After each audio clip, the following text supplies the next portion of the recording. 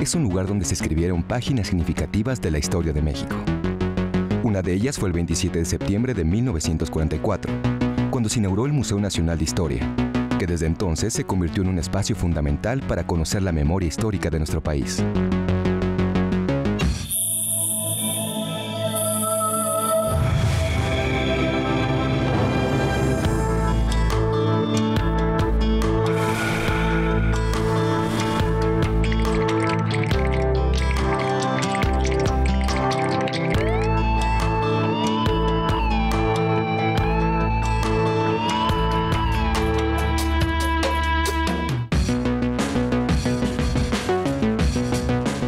Vamos a hablar de uno de estos lugares fascinantes, absolutamente humanos, que conjuntan palabras y objetos para crear metáforas y construir historias. Vamos a hablar de los museos, los sitios de la memoria, en particular del Museo Nacional de Historia en el Castillo de Chapultepec.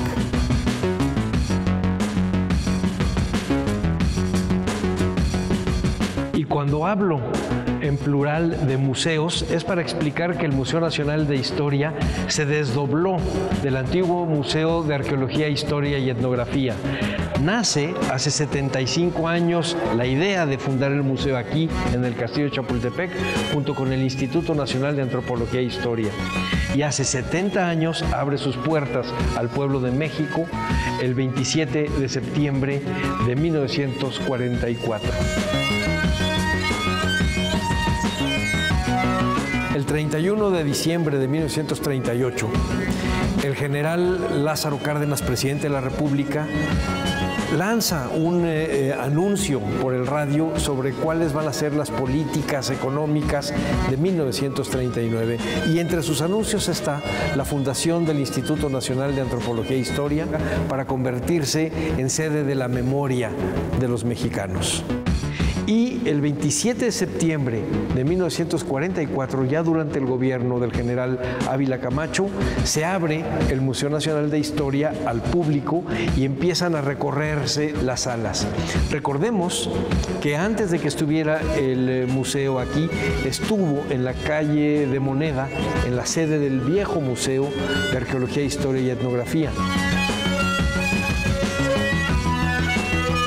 En esta vitrina están los documentos que dan cuenta de esta fundación.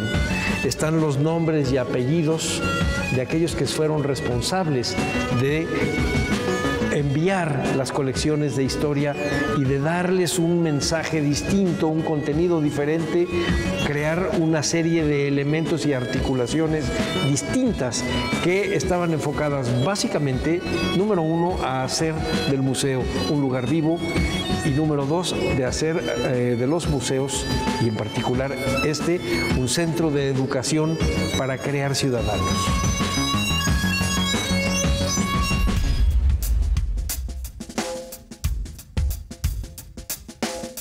El Castillo de Chapultepec fue un sitio emblemático desde la época virreinal.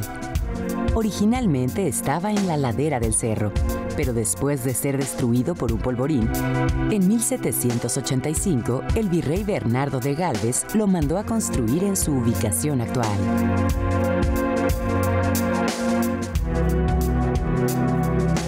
Pues estamos ante uno de los óleos más importantes de la colección del Museo Nacional de Historia. Es el retrato de Bernardo de Gálvez, conde de Gálvez, que fue uno de los virreyes, pues diríamos, más interesantes por su vida. A él se le debe el castillo que se hace en la época virreinal como sitio de descanso para los virreyes. Aquí tenemos a este caso tan importante y este cuadro maravilloso pintado por dos religiosos con este estilo de caligrafía de todo lo que es el cuerpo y el caballo y las manos y la cara por otro religioso. Por eso es algo muy excepcional. Y estamos también en una sala, la sala de los virreyes, el único país del mundo hispánico que tiene a sus 62 virreyes completos, desde el primero de 1535, Antonio de Mendoza, hasta el último, don Juan O'Donoghue, es México. No lo tiene Perú, no tiene a sus virreyes, no tiene la Nueva Granada, que sería lo que hoy es Venezuela y Colombia, no tienen a sus virreyes completos, tampoco el Virreinato del Río de la Plata, que sería Argentina, Uruguay y esta zona, tampoco tiene a sus virreyes. Por esto es diríamos, esta es una pieza única porque tiene a todos y los tiene desde que cada época, en cada gobierno de estos virreyes fueron pintados por un pintor importante de la época, desde el siglo XVI hasta el siglo XIX.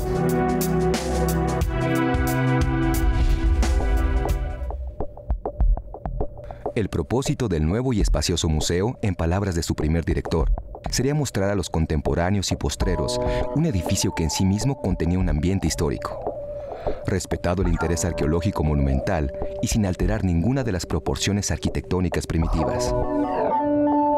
El problema de Moneda, yo pienso que es que era muy reducido.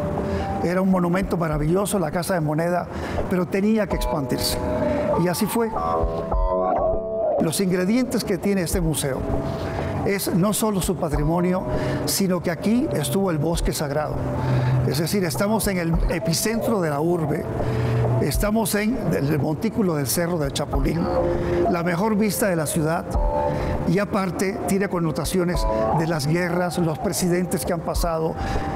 Todo el mundo de chico, todos pasamos por aquí, todos venimos a Chapultepec. Todo eso lo hace fundamental, prioritario, indispensable para la nación. Saber a través del museo conjugar el mito con la realidad, el pasado con el presente, las expectativas del público con lo que viene a aprender aquí. Todo eso es un balance muy delicado que el museo tiene bajo su responsabilidad.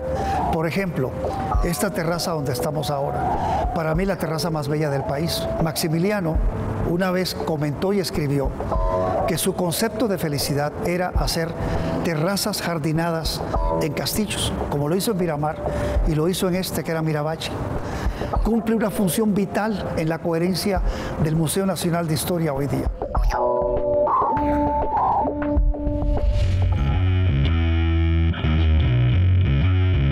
Esta sala es quizá el mejor ejemplo de que el edificio Castillo de Chapultepec y el Museo Nacional de Historia tienen una biografía. En la época porfiriana, esta sala fue una sala de boliche. Y a partir de 1944, cuando abre a Museo Nacional de Historia, en esta sala se explicaba la introducción al imperio de Maximiliano.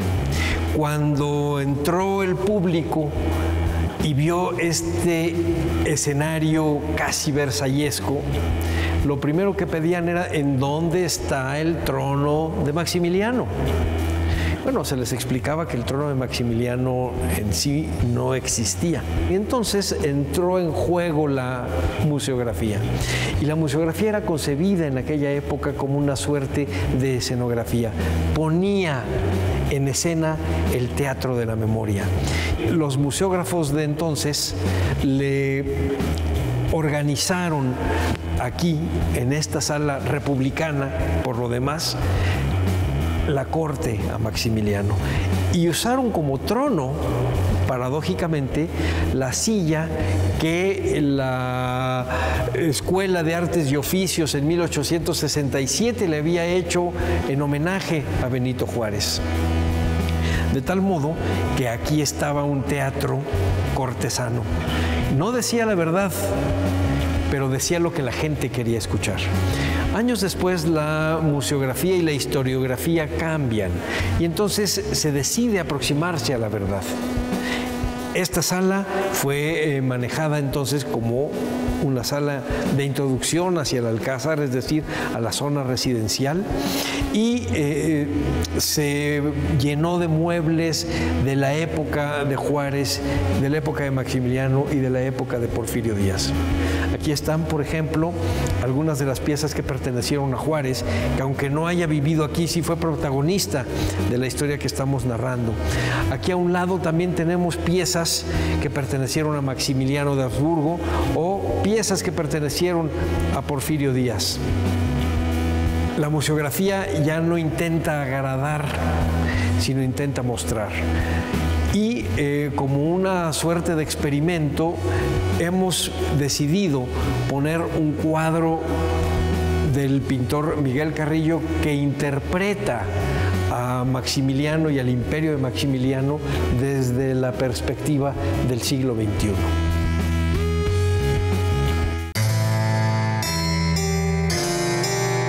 Cuando los emperadores Maximiliano y Carlota llegaron a México en 1864 y establecieron su residencia en el castillo de Chapultepec, convocaron a arquitectos austriacos, franceses, belgas y mexicanos para realizar trabajos de remodelación.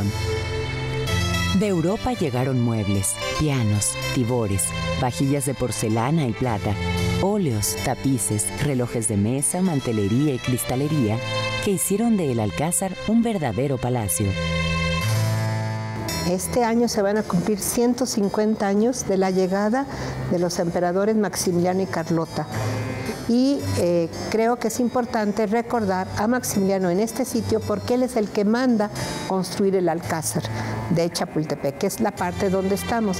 Estamos en la zona donde vivió la servidumbre.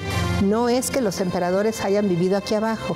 Tampoco se trata de un palacio donde hubiera sala del trono o sala de embajadores. No era para recepciones ni para fiestas, era para descanso. Recuérdese que Maximiliano era un gran amante de la naturaleza. Hubiera querido ser botánico y hubiera querido ser arquitecto si no hubiera sido, pues, un hijo de una familia real. Entonces, él aquí plantó muchas de lo que vemos en el jardín y de lo que vemos de árboles en Chapultepec. De hecho, cuenta su secretario, José Luis Blasio, que un día que estaban aquí los dos, él era un jovencito mexicano que fue su secretario, le dijo que así como él había nombrado a su castillo allá en Trieste, cerquita de Trieste, Miramar, porque está en un promontorio rodeado del mar, que él amaba mucho al mar, aquí le llamaría Miravalle porque la vista del valle era maravillosa. Hoy no es tan maravillosa porque con el smog no vemos ni por ejemplo, los volcanes, y aquí se veían perfectamente. Entonces, y se veían de aquí hasta lo que hoy sería la Alameda, porque eran los ejidos de la Ciudad de México. Aquí no había nada más que campo. Hoy pues ya podemos ver el Paseo de la Reforma, que originalmente lo trazó él, iba a ser el Paseo de la Emperatriz y después se le llamó el Paseo del Emperador, y cuando ganan los liberales y retornan a la República le van a cambiar el nombre a Paseo de la Reforma.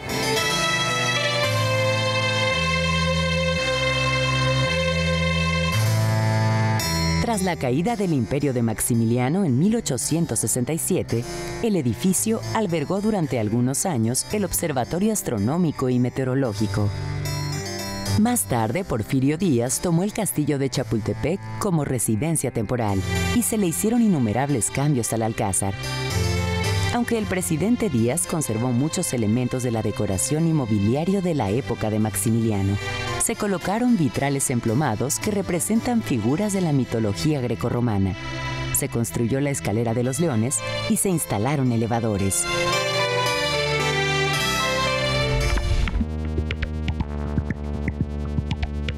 En los primeros años del siglo XIX, la construcción estuvo abandonada, pero en 1806 fue adquirida por el Ayuntamiento de la Ciudad de México. En 1833, el castillo fue decretado sede del Colegio Militar y 11 años después se construyó el Torreón, también conocido como Caballero Alto. En septiembre de 1847, las fuerzas invasoras norteamericanas asaltaron el castillo donde se alojaba el Colegio Militar. En el castillo de Chapultepec se han generado muchísimos relatos, muchas leyendas y algunos mitos. Tal vez uno de los más populares envuelva la historia de la caída del castillo de Chapultepec el 13 de septiembre de 1847 y la actitud de los cadetes del castillo de Chapultepec. Eran una cincuentena de alumnos que resisten al invasor norteamericano. En el transcurso de los años se va creando un relato legendario acerca de uno de los muchachos, uno de los cadetes que se envuelve en la bandera de la muralla del edificio y que se lanza al vacío para evitar que lo tome el invasor. la bandera de la muralla fue tomada prisionera por los norteamericanos y llevada a West Point. Es regresada a México hacia 1950 durante la visita del general Eisenhower. Como podemos ver, quedan solamente los fragmentos verde y blanco, falta el rojo que se debió haber destruido durante la batalla. Es una bandera que en conjunto debió medir más o menos unos 10 metros cuadrados. Tiene un par de cosas que la identifican. En el campo blanco, una leyenda manuscrita que dice que fue tomada del castillo de Chapultepec en la batalla del 13 de septiembre de 1847, y de este lado un número con la leyenda que dice West Point 965, que es a donde fue a resguardarse como botín de guerra. Por las condiciones de conservación de esta bandera, no la podemos exhibir. Está aquí guardada como una de las piezas más preciadas del Museo Nacional de Historia y queda aquí para memoria de los mexicanos. Tal vez en esta pequeña bandera de la Guardia Nacional Artillería de Mina esté la semilla del desenlace de la historia de la invasión norteamericana. Esta bandera fue tomada prisionera después de la batalla del 8 de septiembre en Molino del Rey, pero se dice que esta bandera fue defendida por el teniente o capitán Margarito Zuazo, quien se la envuelve, se la enreda en la cintura y confronta a los invasores hasta la muerte. Este mismo relato, que es demasiado similar al del niño héroe que se arroja con la bandera del castillo de Chapultepec, pudo ser el inicio de esta épica patriótica que ha pasado por todas las escuelas y que nos ha dado a nosotros una idea de lo que es el valor y el arrojo y el sacrificio patriótico en honor y en favor de la nación.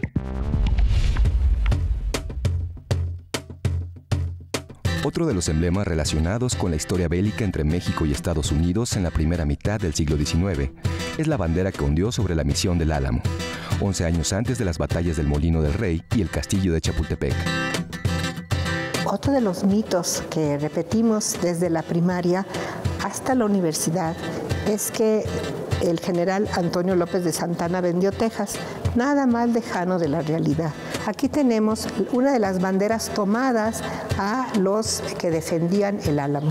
La toma del Álamo tiene que explicarse en su verdadera realidad, que fue: eran más o menos 189 defensores del Álamo, de los cuales solo 6 habían nacido en Texas.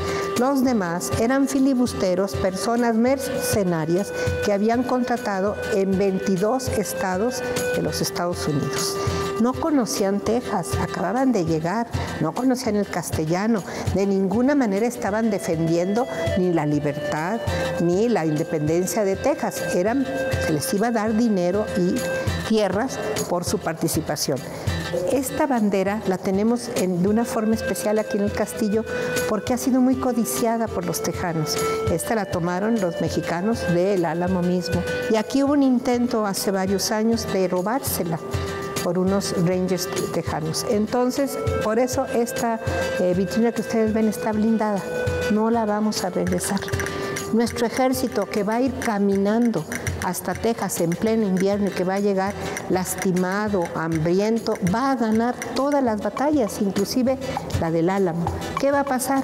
Que en San Jacinto, que están descansando, Sam Houston, que era un exgobernador de uno de los estados en Estados Unidos, se mete, algunos con voluntarios del mismo ejército norteamericano, cruza la frontera y aprende a Santana y al hijo de Morelos, a Juan Nepomuceno Almonte, y los va a tener presos 1 año en un barco allí en la costa de Texas.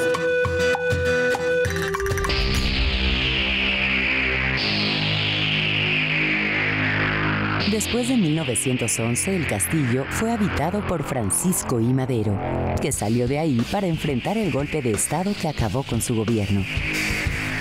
En los años siguientes también fue residencia de otros presidentes como Victoriano Huerta, Venustiano Carranza y Álvaro Obregón, quien mandó remodelar la antigua construcción militar y cuya fachada fue proyectada por el arquitecto Antonio Rivas Mercado. En aquella época se colocaron las pérgolas, el espejo de agua y la fuente del Chapulín. En 1939, el presidente Lázaro Cárdenas expidió el decreto para la creación del Museo Nacional de Historia en el Castillo de Chapultepec.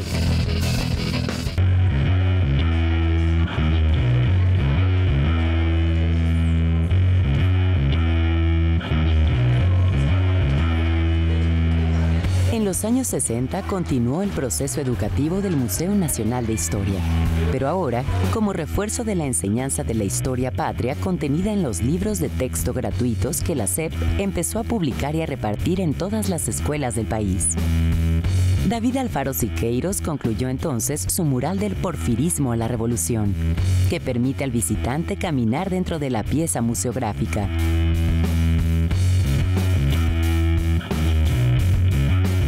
Y como parte de la reelaboración de la Sala de Independencia, Juan O'Gorman pintó su colorido retablo.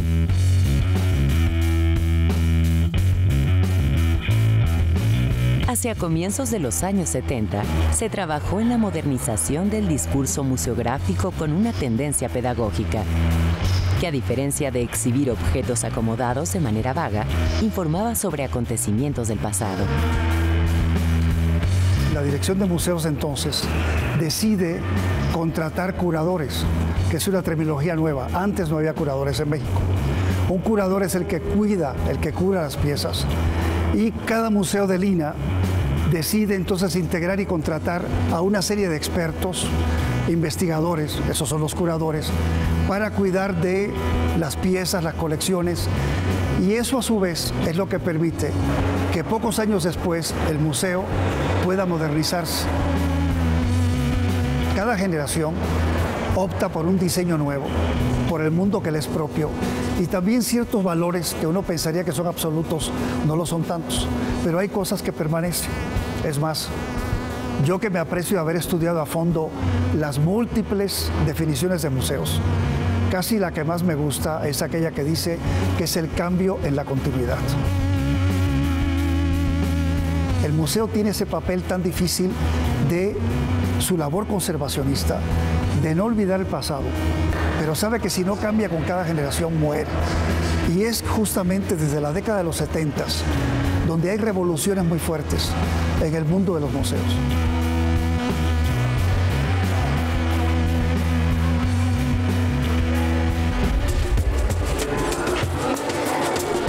En 1972, don Antonio González Orozco pintó en la sala de carruajes los murales. Entrada triunfal de Benito Juárez a Palacio Nacional acompañado de su gabinete, y Juárez, símbolo de la República contra la invasión francesa.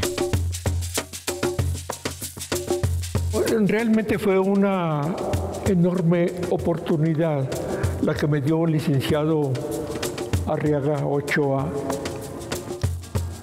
para pintar aquel mural primeramente de la llegada de Benito Juárez en la Ciudad de México el 15 de julio de 1867, en virtud de que estaba por celebrarse el primer centenario del triunfo de la República.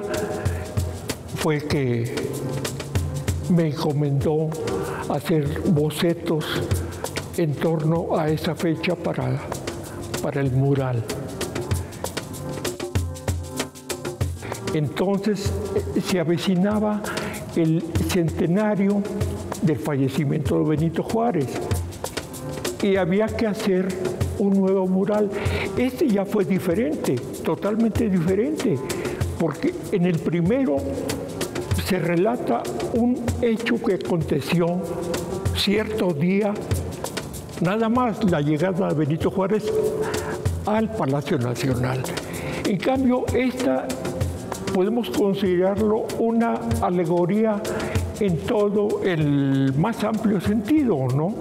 Porque tenemos desde la figura misma de Benito Juárez, que está en otra dimensión, es mayor a todos los demás personajes. Es un símbolo, el símbolo de la República, el que va a inspirar nada más, ¿no? Entonces tenemos a dos ejércitos. Un ejército mejor armado, más hábil, más poderoso, ¿no? También tenemos al ejército mexicano, que pues era más débil, pero fue reforzado por los mexicanos civiles que empezaron a colaborar, a armarse, a trabajar y a reforzar al ejército. Es el mural que más se ha difundido, que más se ha reproducido.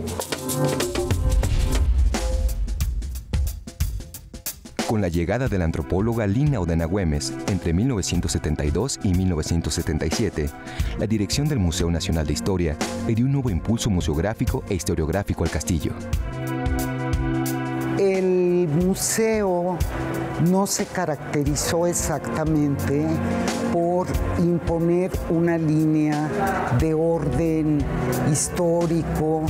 Era una historia colonial de trajes muy hermosos, las monjas coronadas, los virreyes con su galería, las salas de Maximiliano, los salones azules, y me permití poner baúles de Olinalá del siglo XIX, trajes con rebozos mexicanos.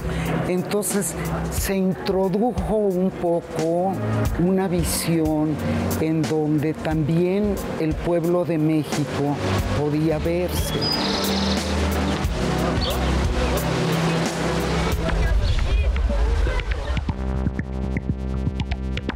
En los años 80 y 90, la historia dejó de contarse como una relación casual de acontecimientos para hacer del pasado un entramado de procesos paralelos que indudablemente explicarían el presente. Mi mayor preocupación en la época de mi gestión fue precisamente difundir cualquier tipo de actividad y sobre todo a donde se realizaba, que era el Castillo de Chapultepec, el Museo Nacional de Historia. El castillo es uno de los más visitados de México por mexicanos.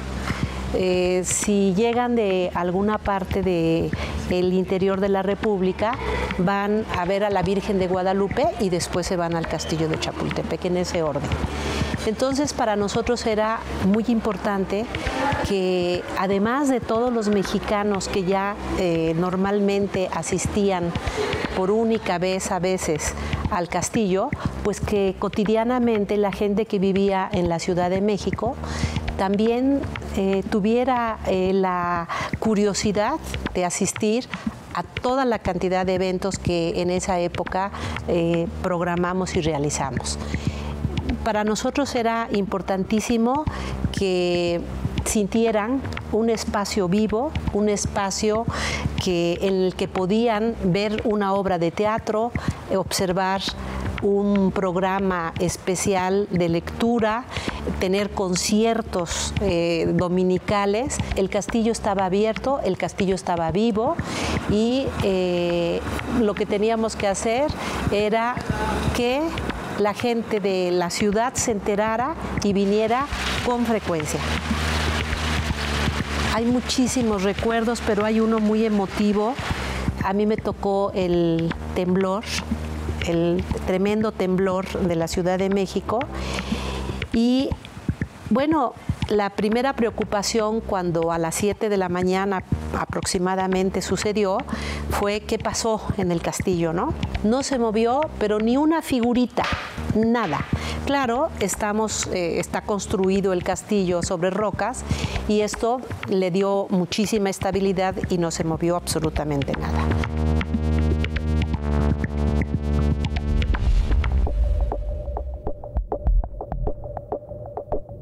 Con Con el objeto de llevar a cabo la reestructuración del Museo Nacional de Historia, el proyecto 2001-2003 buscó ser atractivo visualmente y útil en sus discursos historiográficos. En aquel momento, se acordó que el punto central y de partida para tal reestructuración era la definición misma del carácter que debía tener el Museo Nacional de Historia. La entonces directora del Instituto Nacional de Antropología e Historia me hace la invitación para poder participar en la dirección general de este museo y en la coordinación general de todo el proyecto de restauración que en ese momento se estaba haciendo, que era la primera etapa del Alcázar del Castillo de Chapultepec. Hacer este proyecto, por las dimensiones que tiene, requirió que en cierto momento pudiéramos cerrar, cuando menos de manera total, lo que fue el museo. Aproximadamente duró unos 7 meses, 8 meses aproximadamente, mientras que terminábamos la parte del Alcázar y empezábamos todo lo que es, digamos, la parte del Colegio Militar, las salas de historia. Fue un tiempo complejo porque hubo que avanzar rápidamente. Eran más de 800 gentes trabajando de todas las especialidades, arquitectos, restauradores, museógrafos, ingenieros, canteros, herreros, etcétera, todas las especialidades.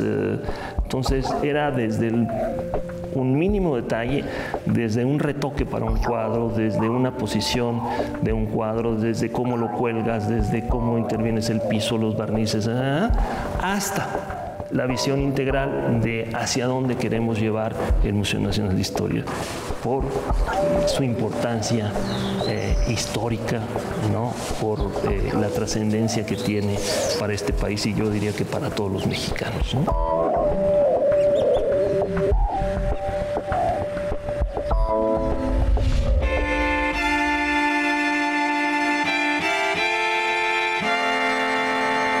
Muchas grandes historias, la de este museo tuvo un origen humilde.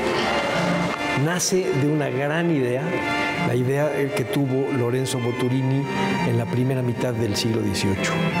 Poco a poco, Lorenzo Boturini fue consiguiendo objetos de las antigüedades americanas y en particular de las antigüedades mexicanas indígenas. Entre esos objetos estaba el estandarte de Hernán Cortés. Quizá de gran parte de su colección, que se dispersó en los siguientes 60 años, este sea el objeto que es básico, que es el origen, es la semilla de las colecciones del Museo Nacional de Historia. Se ha dudado mucho que de verdad este objeto haya sido de Hernán Cortés. Para el siglo XVIII así lo manejaban. Lo interesante no es tanto el que si realmente lo trajo o no lo trajo, sino el que haya quedado como memoria de esta hazaña.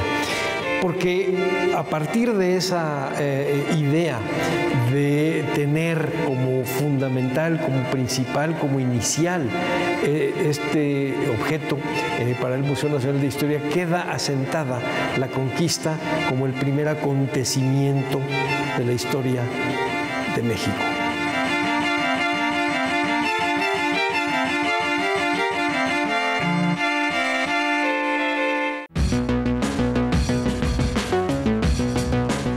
Los visitantes del Museo Nacional de Historia pueden informarse, conocer y reflexionar sobre la historia de México, porque además recorren un edificio histórico.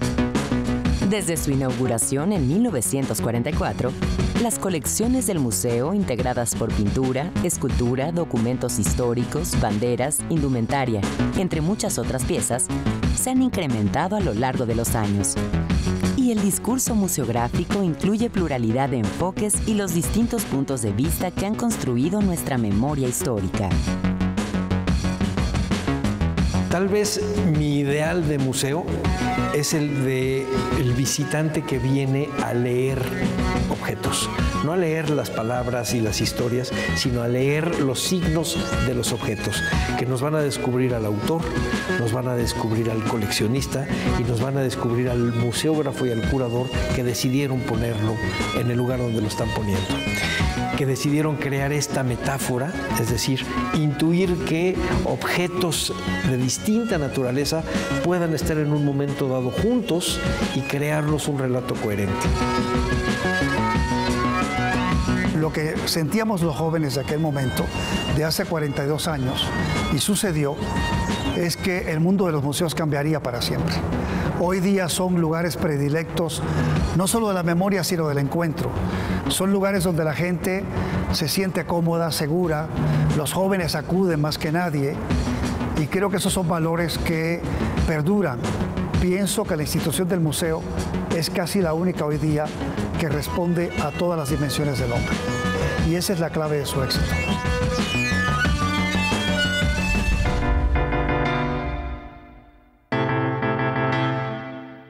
Esta joya que está en este museo tiene una larga historia y es un artefacto complejo. Yo no diría porque es una pintura, ¿verdad? Es un artefacto muy complejo, tanto en su factura, en su concepción, en su disposición. En primer lugar está mal llamada botica porque no estaba en una botica, estaba en la planta alta de un edificio de una cofradía. Esta cofradía estaba integrada por, digamos, gente muy importante de Puebla, que tenían como una de sus funciones mantener una botica y dar ayuda a los miembros de esa cofradía. Llegó a funcionar como una mutualidad, vamos, como un seguro. Era para enfermedades y gastos de defunción. En esta botica había un jefe de botica que era, por función, el tesorero de la cofradía. Entonces digamos que era el hombre bisagra.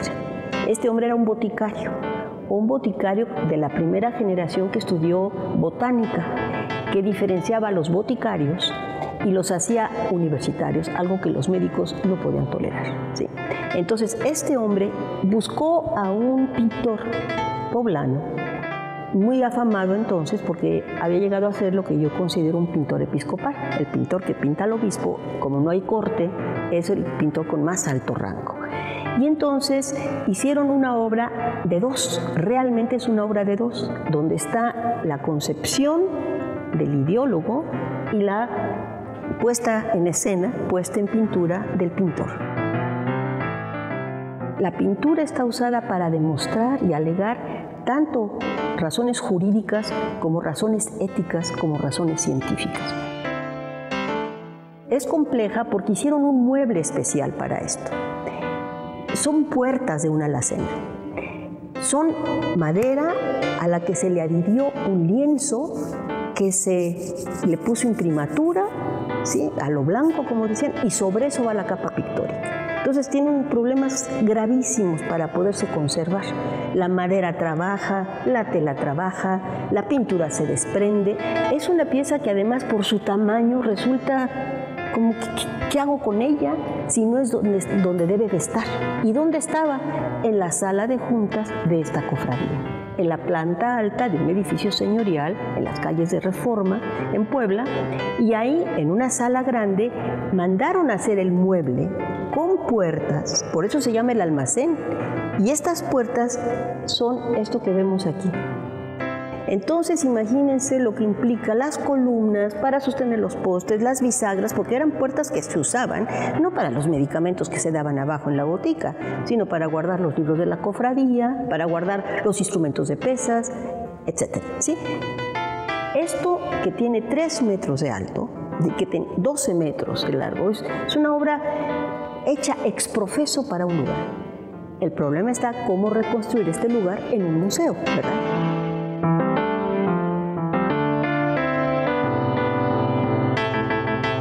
Estamos en lo que yo considero el corazón de un museo, o sea, porque es lo que no se ve, pero lo que le da vida a un museo. Aquí está una de las puertas, que no es puerta, esta era una de las puertas que eran de escenografía, digamos, del almacén.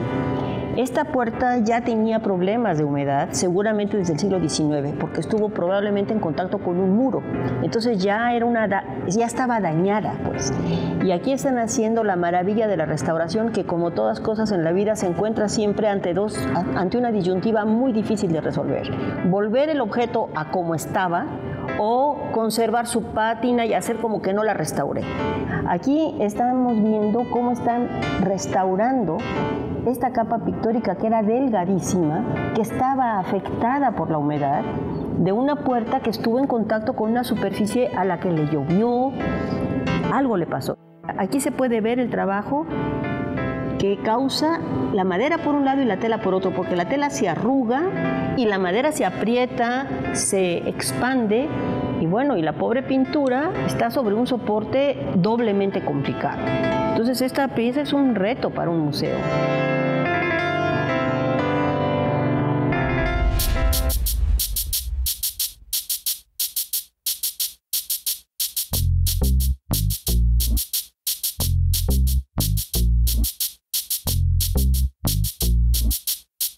Lo que buscamos es que cada objeto y la vecindad que tiene con los otros objetos vayan contando una historia, es decir, que el museo funcione como un lugar en donde hay un sistema de palabras, de objetos, de cosas y de historias, y que los niños y los jóvenes que entran a un museo vean en los objetos todo un mundo que hay que saber leer. Estamos ante un óleo que es de los pocos que se pintaron durante la Guerra de Independencia. La mayoría de los cuadros, de las imágenes que tenemos de los próceres de la guerra, pues son inventadas, porque no los pintaron en su época y los hicieron de memoria o de las descripciones muchos años después. Entonces tenemos a un hidalgo pues muy falseado. Pero aquí tenemos uno de los pocos óleos que se pintaron en la propia vida de José María Morelos. Creo que es muy importante que vean arriba los colores verdaderos de la insurgencia, el azul y el blanco, que eran los colores de la Inmaculada Concepción, pero a la vez eran los colores de los reyes de España. Y por eso tenemos que la insurgencia va a tomar esos colores. No conocieron los tres colores. Los tres colores son de 1821. Cuando vean a Morelos con tricolor es falso. Recuerden que ellos eran parte en ese momento de una gran monarquía, que es la monarquía española. Todavía en este año 12, Morelos no está en contra del rey Fernando VII, al contrario, no es contra España propiamente su lucha, es contra el mal gobierno en la Nueva España.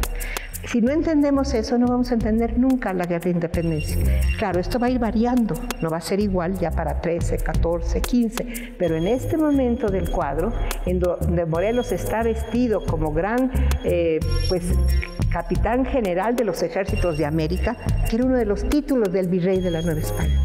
Pero creo yo que si queremos ver un auténtico cuadro pintado en vida de Morelos, ese es el único que hay.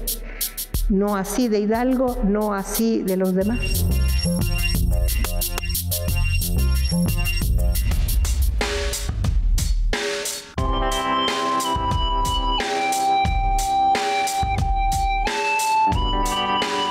Cuando montamos una exposición o le hablamos a la gente de hoy, recreamos todo eso que es necesario recrear. Por eso unimos piezas con otras, por eso juntamos el objeto con la gráfica, con el texto que habla de esa unión. Con tecnologías rescatamos ambientes y así llegamos al futuro.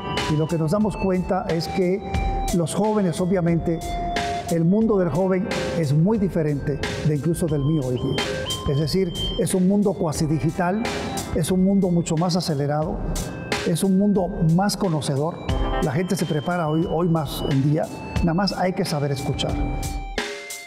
El problema de un museo es aprender. Todo el mundo viene aquí a aprender.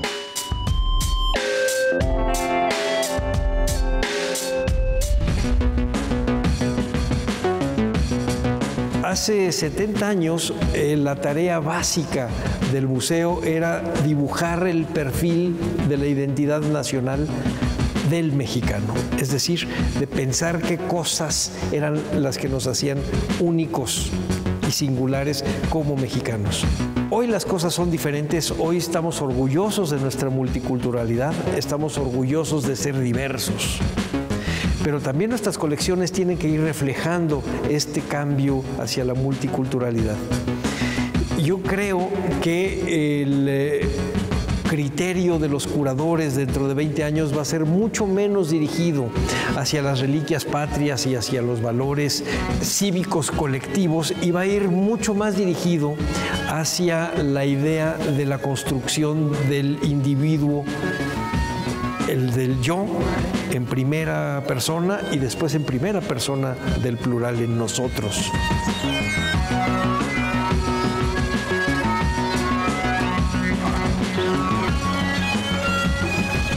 Acabamos de dar un paseo por los primeros 70 años de vida del Museo Nacional de Historia en el Castillo de Chapultepec. Es previsible que todavía otros 70 años más estén en su futuro. La historia de los museos es la historia de nunca acabar. Y su alcance estará hasta donde nosotros busquemos y querramos dibujar su horizonte. No nos queda más que darles las gracias y bienvenidos al Museo Nacional de Historia.